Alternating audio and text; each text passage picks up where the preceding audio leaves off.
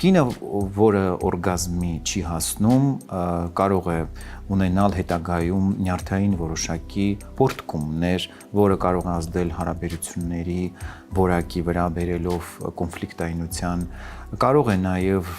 ժամանակի ընթացքում սեռական ցանկությունը նվազել, որովհետև եթե կինը օրգազմ չի ապրում, հետո արդեն ցանկությունել է սկսում արգելակվել եւ կոնֆլիկտայնության թեժացման ֆոնին արդեն իսկ հարաբերությունները սկսում են սառել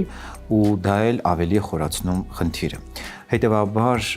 այս դեպքում ուզում եմ հատկապես խոսքս հղել կանանց, որ հարաբերությունների սկզբնամասում, եթե նկատում եք, որ սեռական հաճույք չեք ստանում, մի կաշկանդվեք եւ մի վախեցեք այդ մասին խոսել ձեր ամուսնու հետ, քանի որ սեռական հարաբերությունը զույգային ֆունկցիա է եւ հետեւաբար ձեր խնդիրը միայն ձերը չէ, սա զույգային հարց է